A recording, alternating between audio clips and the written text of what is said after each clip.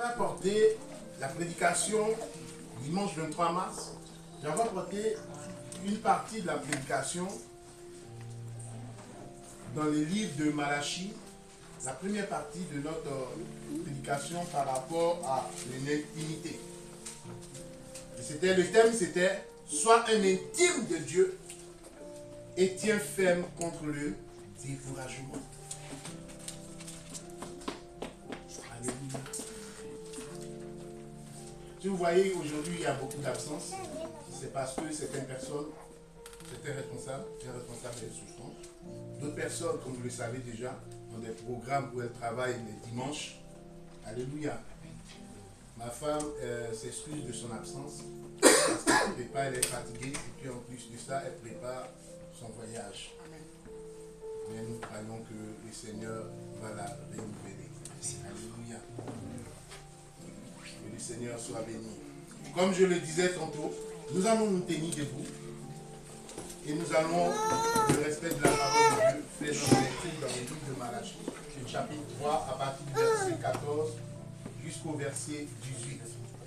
Et je vais demander à une sœur de bien vouloir nous faire la lecture, s'il vous plaît. Malachie. Amen. Malachie 3, verset 14 à verset 16. 18. Vous avez dit, c'est en vain que l'on sert Dieu. Qu'avons-nous gagné à observer ses préceptes et à marcher avec tristesse à cause de l'Éternel des armées? Maintenant, nous estimons heureux les hautains. Lui, les méchants prospèrent. Lui, ils tentent Dieu et ils échappent. Alors ceux qui craignent l'Éternel se parlent l'un à l'autre. L'Éternel fut attentif, il écouta. Et un livre de souvenirs fut écrit devant lui, pour ceux qui craignent l'Éternel et qui honorent son nom. Ils seront à moi, dit l'Éternel des armées. Ils m'appartiendront au jour que je prépare. J'aurai compassion d'eux, comme un homme a compassion de son fils qui le sert. Et vous serez de nouveau la différence entre le juste et le méchant, et celui qui sert Dieu et celui qui ne le sert pas. Amen. Amen. Père éternel, nous te bénissons et nous te rendons toute la gloire. Une fois de plus encore. Oh mon Dieu, prends le contrôle. Saint-Esprit de Dieu, manifeste de toi. Que je sois effacé. Que l'orgueil, sous toutes ses formes, soit, Seigneur mon Dieu, mourra écarté de moi. Au nom de Jésus. Mais que toi seul, tu prennes le contrôle. Nous voulons t'entendre, ô Éternel. Nous voulons te voir nous parler. Nous voulons te voir nous conseiller. Nous voulons te voir nous guérir au travers de ta parole. Nous voulons te voir en action, ô Papa. Que cela nous fasse du bien. Que nous soyons encouragés dans le nom puissant de Jésus. Éternel, nous voulons te voir nous redevenir. Seigneur, donne gloire à ton nom. L'onction qui accompagne cette parole soit manifeste au nom de Jésus. Et que toi, tu sois béni. Merci, Père. Amen. Amen.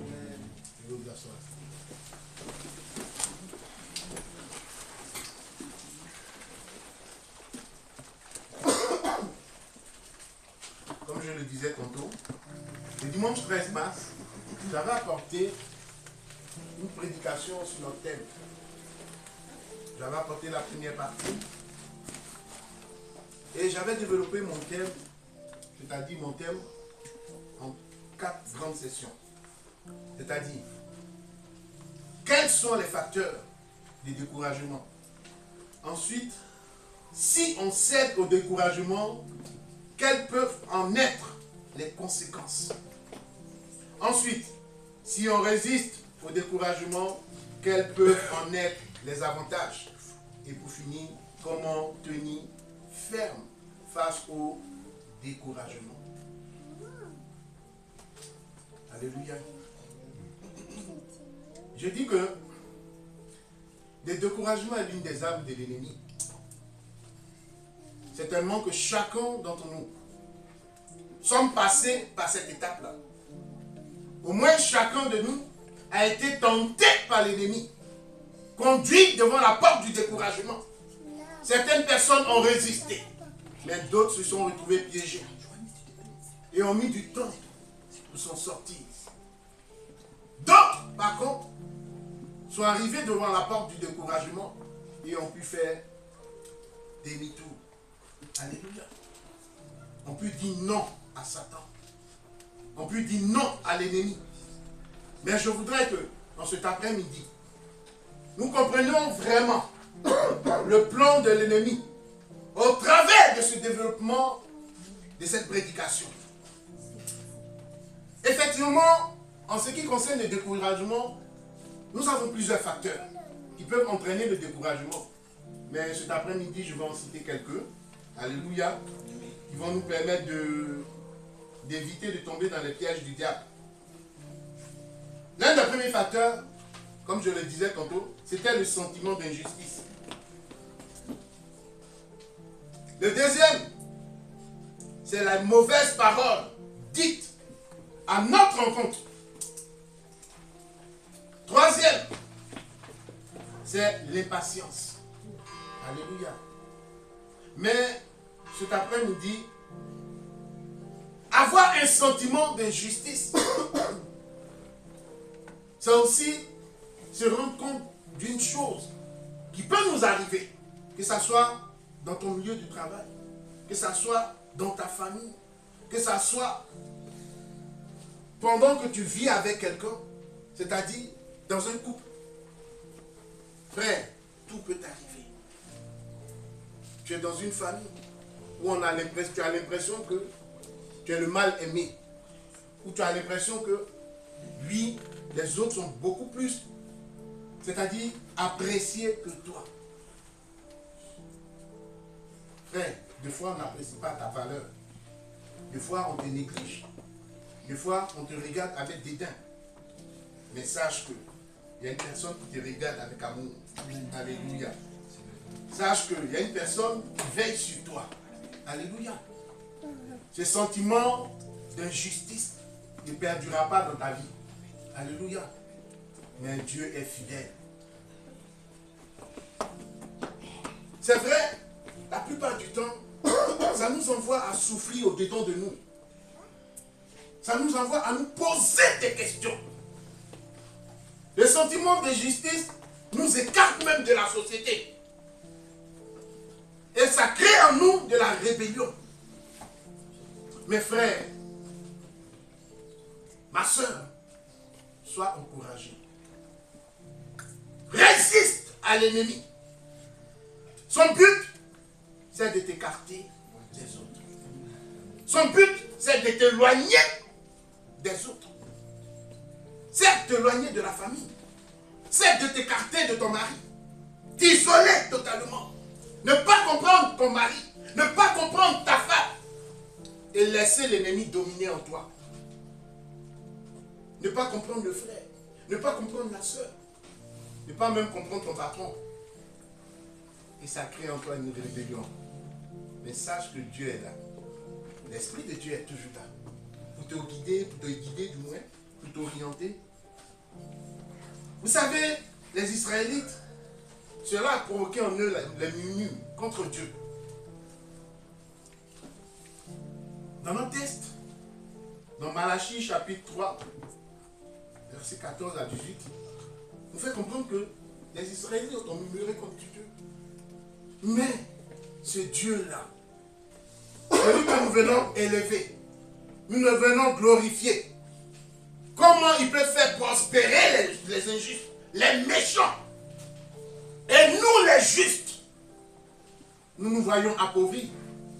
Tu as l'impression que tu travailles et le résultat de ton travail, tu ne vois rien évoluer. Ton salaire tombe comme si c'était dans un trou, comme si tes poches étaient percées. Frère, je voudrais t'encourager. Ma soeur, je voudrais t'encourager à te poser les bonnes questions. Parce que nous ne prenons pas le temps de nous poser les bonnes questions. Qu'est-ce qui se passe? Est-ce que j'ai ouvert une porte à l'ennemi? Est-ce que l'ennemi est en train de m'acculer afin que je puisse abandonner la main de Dieu? Mes frères, Dieu est puissant. Des fois, nous tombons dans des pièges sans faire attention. Quand la vie nous fait mal, frère, je voudrais que nous posons un stop. Nous arrêtons un instant. nous demandons à Dieu, Seigneur, qu'est-ce qui se passe? Ce qui est notre problème, nous les chrétiens, c'est que nous ne nous arrêtons pas et nous ne posons pas de questions. Seigneur, qu'est-ce qui se passe la plupart du temps? Le premier de nos soucis, c'est que nous commençons à murmurer. Ce n'est pas la bonne solution, frère. Ce n'est pas la bonne solution, ma soeur. Les murmures nous éloignent de Dieu. Et bien pire, nous péchons contre Dieu. Alléluia, que le Seigneur nous aide. Que celui qui est assis sur son trône nous permette d'aller de l'avant. Nous avons un sentiment, frère, qui nous déconnecte de la présence de Dieu. Nous avons un sentiment, ma soeur, qui fait que notre consécration nous s'affaiblit. Nous avons un sentiment, frères et sœurs, qui nous amène à nous poser la question, est-ce que les jeûnes et prières que je fais Dieu m'entend? Est-ce que ma mise à part devant l'Éternel, Dieu me voit? Ce sentiment d'injustice travaille contre nous. Alléluia. Amen. Ne soyons pas découragés, frères et sœurs. L'Éternel est toujours présent. Même si tu ne le vois pas, il t'entend. Même si tu ne vois pas sa main puissante, sa droite puissante agir, il est là. Alléluia. Certes, le méchant progresse. Mais toi, au temps de Dieu, Dieu t'élèvera. Alléluia. Que le Seigneur nous bénisse. Que la gloire lui revienne. Vous savez, toujours ces facteurs de découragement nous envoient parfois à dire des paroles. Et entendre de mauvaises paroles aussi. Et ces mauvaises paroles, à notre encontre, provoquent en nous un sentiment de découragement. Deux fois, tu es avec ton, comme les jeunes le disent dans le monde, mon pote. Tu es avec ton frère, avec ta mère, avec ton parent. Et c'est ton meilleur ami qui va dire des faussetés de toi.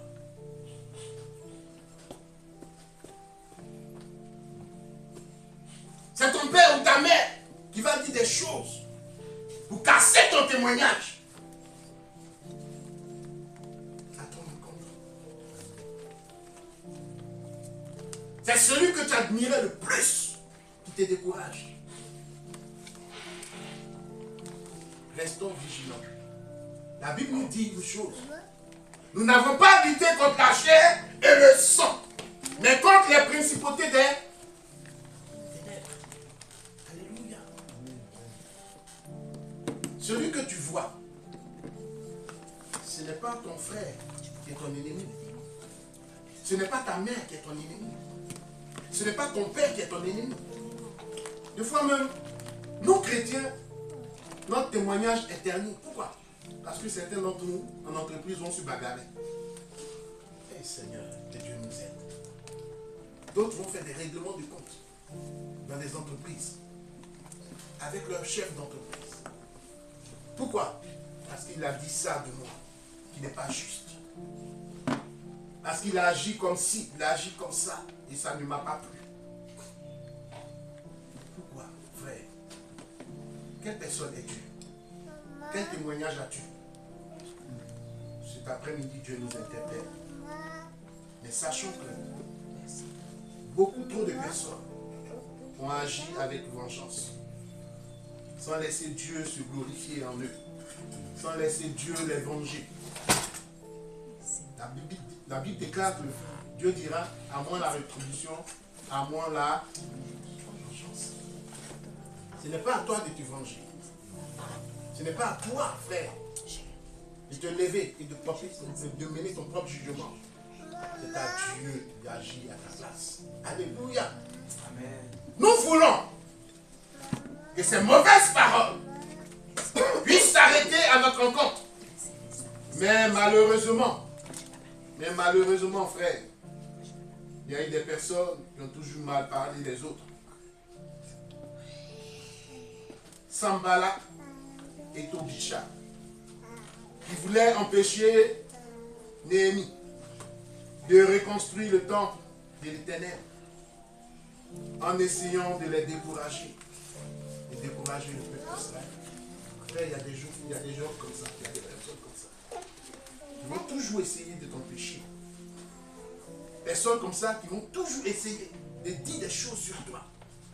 Et quand tu finis par découvrir, tu finis par être découragé. Parce que c'est ton frère, à la fin, qui agit de la sorte. J'étais avant dans un lycée, en Côte d'Ivoire, dans un collège plutôt, pardon, en Côte d'Ivoire. Et le grand frère du directeur du collège,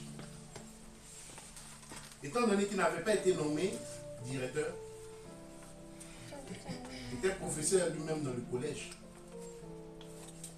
Et il est arrivé qu'il a dit des choses à l'encontre de son frère. Et donc la direction générale, le ministère de l'Éducation a pris vent de la chose. Le directeur a été suspendu de ses fonctions. Pourquoi? Parce que son frère a dit des choses sur lui qui n'étaient pas justes. Et comme il avait du poids dans cette affaire, il avait le bras long, comme on dit en Côte d'Ivoire, c'est-à-dire qu'il avait des relations, de très très bonnes relations. Frère, ces relations ont parlé pour lui. Malheureusement, la vérité finit toujours par triompher. Je dirais heureusement, la vérité finit toujours par triompher. Et malheureusement, pour le frère, le mensonge finit par être découvert. Vous savez, dire des choses néfastes à l'encontre de l'autre, ce n'est pas quelque chose de bien. Tu peux détruire sa vie. Tu peux détruire son témoignage. Tu peux détruire son couple. Je pensais que c'était de la blague. Si je me souviens bien, je crois en 2010 ou je ne sais pas en quelle année là. Mon épouse et moi on était en train de regarder une télé-réalité. Et dans cette télé-réalité, on a voulu voir un peu comment ça fonctionne. Dans cette télé-réalité, il y avait un jeune homme qui avait, disons, une attitude qui virait un peu vers le comportement des filles. Et ce jeune homme, après la télé-réalité, une fois que la télé-réalité est finie, il a trouvé injuste qu'on ne l'ait pas choisi. Une télé-réalité organisée par TF1. Le jeune homme sorti de là, il a fini par se jeter par la fenêtre. Je pense que vous avez entendu cela, cette histoire. Pourquoi? Parce que des gens ont raconté des choses à son égard. Et l'ennemi a eu raison du mal. Voyez-vous que c'est de la bonne vie, ça? Non. C'est le découragement qui provoque ces gens de choses. Alléluia. Que le Seigneur nous aide. Que Dieu agisse en nous. Nous avons besoin d'être transformés, frère. Nous avons besoin de vivre. Mais vivre avec qui? Vivre avec le Seigneur. Que ton témoignage ne soit pas terminé. La Bible dit, veille sur ton témoignage. Alléluia. C'est l'une des choses sur laquelle j'ai toujours veillé. Et je prie Dieu de faire de sorte que mon nom ne soit pas sali. Alléluia. Amen. Que l'Esprit de Dieu veille sur notre témoignage. On a l'impression que c'est quelque chose de banal. Croyez-moi, ce n'est pas banal. Hein? Amen. À la fin du culte, je vais vous présenter une soeur. Je l'appelle ma petite soeur. Maintenant, c'est une femme mariée. Alléluia. Elle peut témoigner pour moi. Du peu qu'elle a vu en moi, de nous exprimer. Notre témoignage a toujours été comme Dieu l'a toujours demandé. Alléluia. On a fait ce que Dieu attendait de nous. Ne témoigne pas toi-même. Laisse les gens témoigner pour toi. Alléluia. Ce que je peux vous dire, c'est que, quel que soit ce que l'on dira, confiez ces personnes entre les mains du Seigneur. Vous ne savez pas combien de fois. Le non-dit détruit. Alléluia. Que Dieu puisse nous aider. Quand on apprécie quelqu'un, et puis de la bouche de cette personne sort une parole, et tu l'entends, frère, si on n'est pas fort, ça peut te détruire. Quelqu'un que tu estimais, alléluia, que l'Esprit de Dieu nous aide. Alléluia. Il y a certes des erreurs dans la vie, mais quand ça devient continuel, c'est que l'ennemi est là pour te détruire. Prie pour que cette personne soit libérée, mais aussi toi aussi prie pour ta vie. Amen. Que l'Esprit de Dieu nous aide et que le nom du Seigneur soit béni. Je parlais d'un autre facteur, et le troisième facteur qui est l'impatience. Je disais comme ça, le dimanche 23, la Bible nous dit de demander, afin qu'on puisse recevoir, n'est-ce pas? Et je disais aussi entre la notion de demander et attendre pour recevoir, il y a une période de temps, il y a un petit temps. Et je l'appelle le temps de la patience. Alléluia. Quand tu frappes à la porte, avant qu'on t'ouvre, ça prend un temps. Alléluia. Certaines personnes sont tellement pressées, ils tapent à des portes comme s'ils allaient les détruire. Avec violence. Ils tapent aux portes avec violence. Frère, c'est là où on voit l'impatience. J'étais un jour à la maison avec ma femme, et puis on était en train de parler. Elle m'a posé une question. Elle m'a dit, chérie, est-ce que tu es patient? Ma chérie, ça c'est une question. Certes, au dehors, peut-être qu'on est patient. Mais pour, je dirais, tester ta patience, essaie de le voir avec tes enfants. Ah, ça vous fait rire? Ah, d'accord. C'est une vérité. Si tu as un petit frère ou une petite soeur, essaie de voir si tu es, au travers de ce test, essaie de les animer, voir si tu es patient. C'est une vérité. Comment bébé? Tu peux témoigner, non? Alléluia. C'est vrai? Essayez un test. Demandez à Dieu, est-ce que je suis patient? Parce que la notion de patience, la patience est un fruit de l'esprit. Alléluia. Une vertu qui nous aide. Et puis cette vertu-là, elle est tournée vers qui? Elle est tournée vers l'homme. Elle n'est pas tournée vers Dieu. C'est à l'homme d'être patient. Alléluia. Ce n'est pas à Dieu d'être patient. La patience est tournée vers l'homme. Et l'homme se doit de demander à Dieu, oh Seigneur, j'ai besoin de cette vertu-là. J'ai besoin du fruit de l'esprit. D'autres personnes, que ce soit à la maison, que ce soit dans les rues, que ce soit au travail, réagissent d'une certaine manière.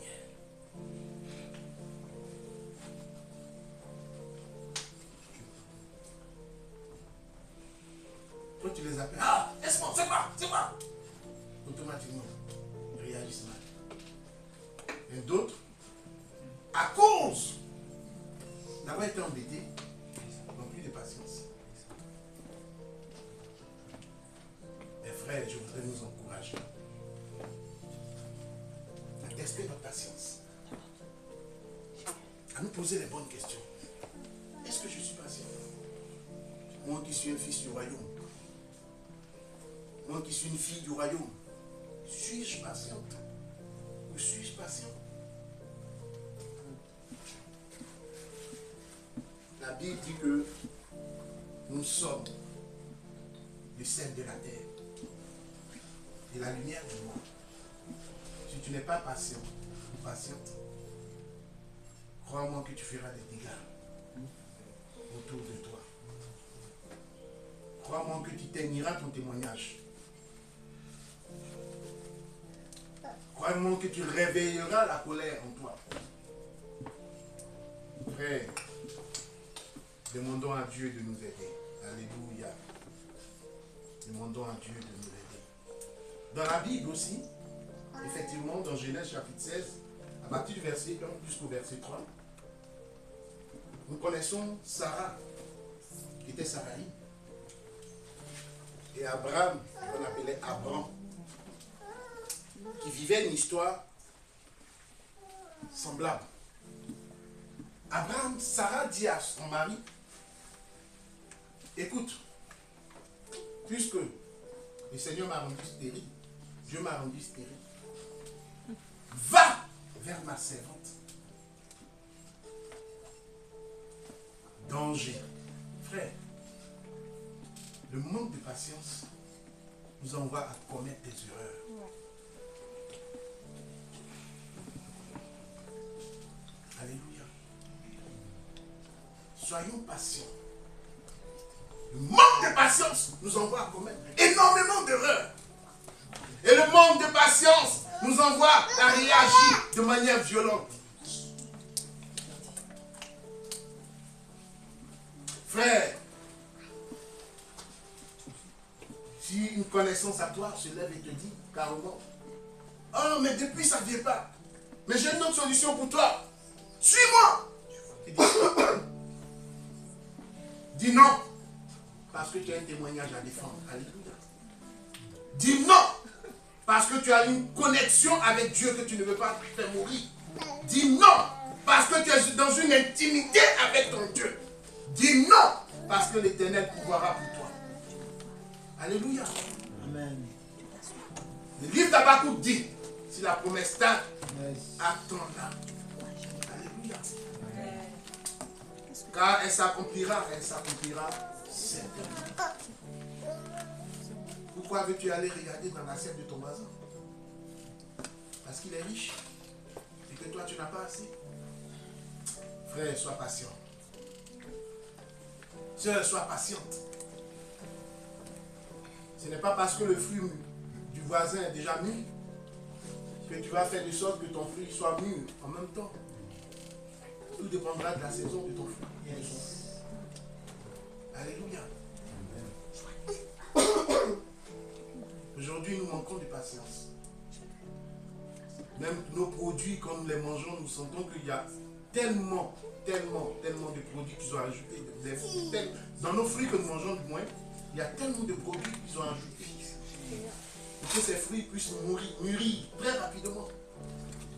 Et la saveur de ces fruits-là, nous les avons perdus. Frère, c'est la même chose avec nos vies. Il en est de même avec nos vies spirituelles. À force de tellement vouloir obtenir les choses très rapidement, que nous avons perdu le chemin qui mène à l'Éternel. Frère, retrouve ta voix. Ma soeur, retrouve ta voix. Retrouve ta connexion avec ton Dieu.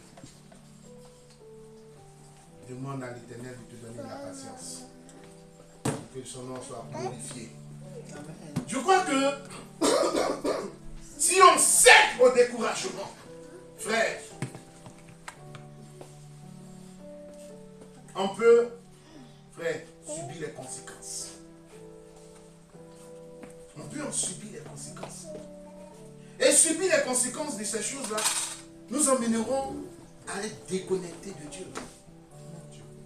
Cela t'enverra du moins à être isolé. À t'isoler catégoriquement de Dieu. Tu passais 8 heures dans la prière.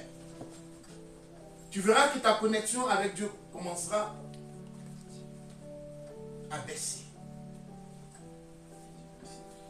C'est comme un câble Internet, la connexion Wi-Fi ou la connexion Internet.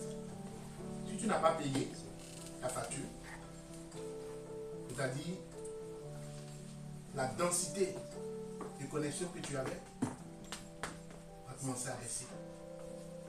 Orange t'enverra un message qui te dit votre facture n'a pas été payée à on va restreindre. Frère, c'est ce qui se passe aussi avec Dieu. Tu commences toi-même à restreindre ta connexion avec le Père. Tu commences toi-même à réduire les capacités de force que tu devais avoir. Tu commences toi-même à t'isoler. Tout cela à cause de toi. Parce que tu as ouvert une porte. c'est-à-dire le découragement dans ta vie. Tu vas de moins en moins t'attacher au Christ. Tu vas de moins en moins méditer. Et tu n'écouteras plus ce qui concerne l'Éternel dans ta vie. Tu chantais, tu louais Dieu, tu vas chanter de moins en moins. Tu méditais la parole, tu vas méditer de moins en moins. Tu écoutais même des prédications qui te faisaient du bien. Tu vas les écouter de moins en moins. Et devant la parole de Dieu, tu te sentiras redevable. Frère, une personne aussi dans la vie a failli tomber aussi dans ces, je dirais, est tombée dans ces choses-là. Il s'agissait du grand Élie. Le grand Élie qui a fait tomber le feu du ciel pour que le feu consume. Oh, les prophètes de Balaam. Frère, sœur, à un moment donné, Élie a subi une dépression. Quand nous prenons le livre de 1 Roi, chapitre 19, verset 4, nous fait comprendre que le grand Élie, qui criait à Dieu, dit, maintenant Éternel, prends mon âme, car je ne suis pas meilleur que mes pères. Frère, pourquoi criait-il à l'Éternel? Pourquoi demandait-il la mort? À cause de qui? À cause d'une femme qui voulait le faire attendre à sa vie, qui voulait lui arracher la vie. Le grand Élie. Car le découragement conduit, frère, à de la dépression.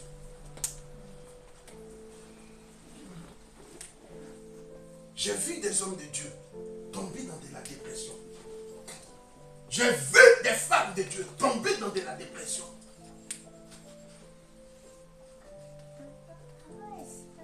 J'ai vu des frères et des sœurs tomber dans de la dépression. Oui. Mais pourquoi depuis des années, je loue l'Éternel, je fais ceci, je fais cela, et je suis toujours au même stade? Frère, laisse l'Esprit de Dieu te parler. Alléluia. Ma soeur, laisse l'Esprit de Dieu te parler. Ne rentrons pas dans les choses bizarres.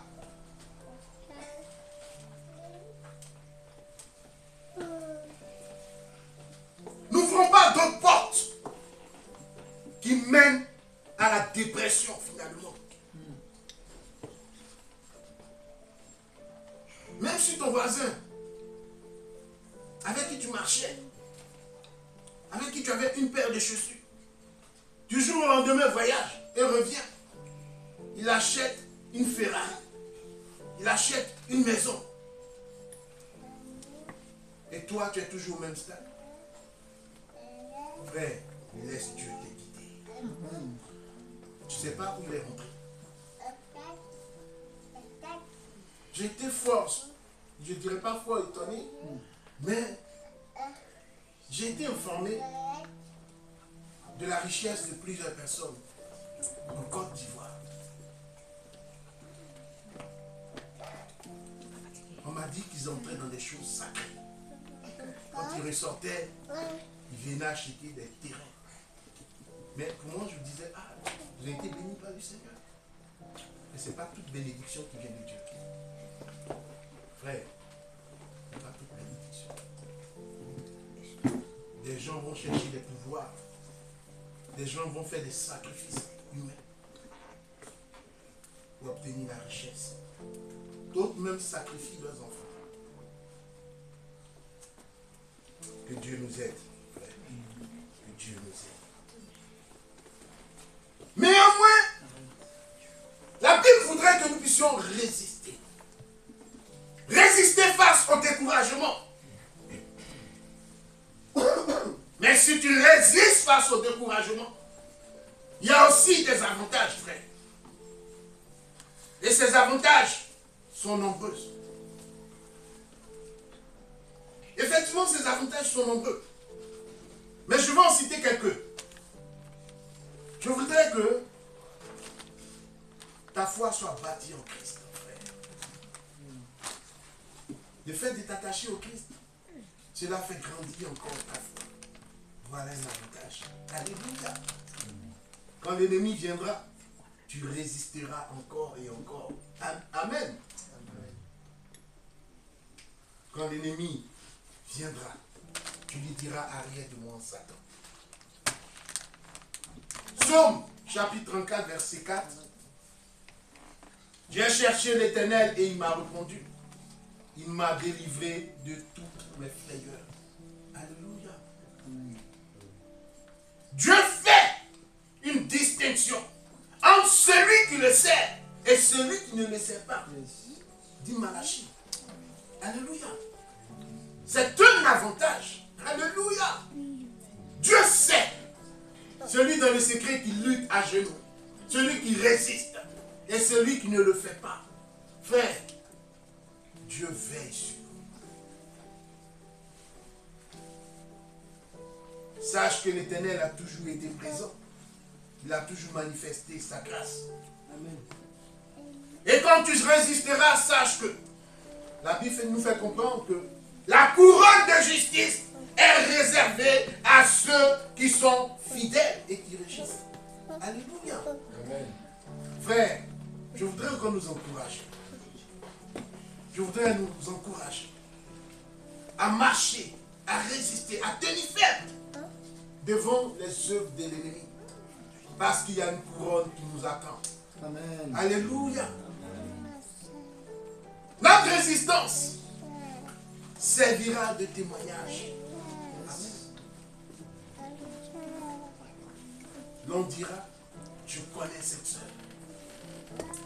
Malgré tout ce qu'on a dit d'elle, malgré tout ce qu'on a fait, elle a tenu ferme.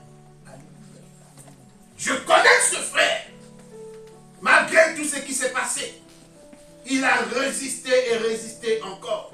Il a tenu ferme. Et Dieu s'est glorifié dans sa vie. Amen.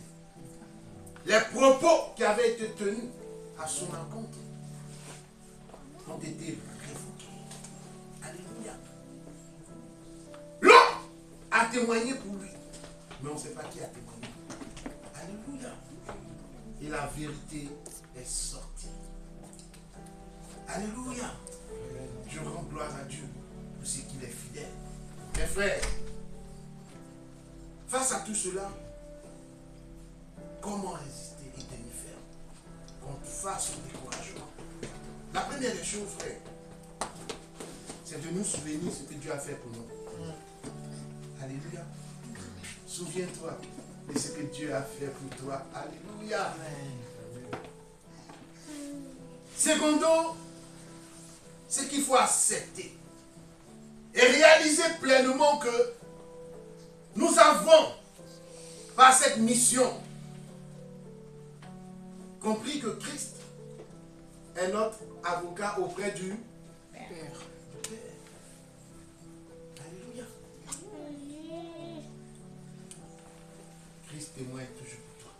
Il intercède toujours pour toi. Alléluia. C'est lui qui a crié et qui donne le vouloir le faire. Amen. Si Dieu ne t'a pas donné la capacité, tu n'auras point de capacité pour faire ça ce soir. Alléluia. Galates chapitre 5, verset 4 nous dit, vous êtes séparés de Christ et vous êtes tous, vous tous, du moins, qui cherchez la justice dans la foi. Amen. Amen. Sache que nous qui avons été sélectionnés et appelés au Père, Dieu se glorifie toujours dans nos vies.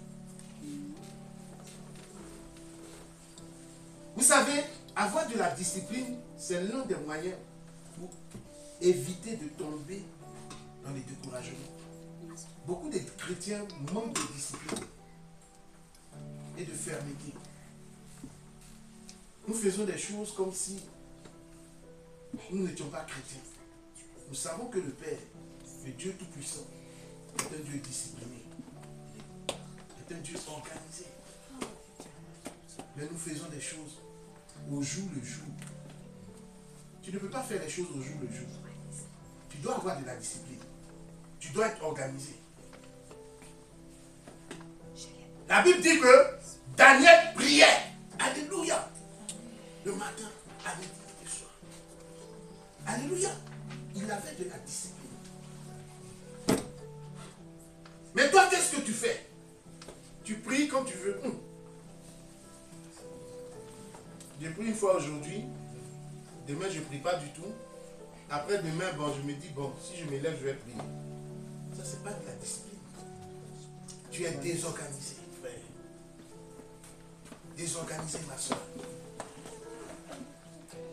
Il faut avoir une discipline. Afin de ne pas te laisser gagner par le découragement. Je dois me rappeler des bienfaits de Dieu. Parce que celui-là, il agit toujours, encore et encore.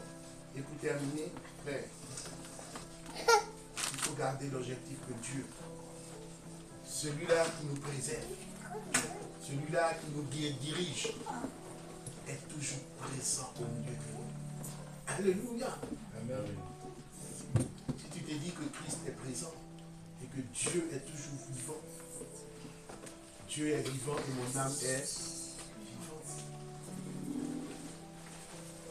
Il est toujours présent. Tu ne tomberas point dans les dégoûts, dans la dépression, dans le découragement. Que la gloire revienne à Dieu et que le nom du roi des rois soit élevé. Nous allons nous tenir debout, frères et sœurs. Et nous allons prier. Nous allons demander à Dieu, celui qui fait toutes choses avec application, avec puissance, avec amour. Nous allons lui demander d'agir, moi le premier. Alléluia. Que le découragement ne soit pas notre partage. Et que la volonté, que la justice, que le courage soit notre partage.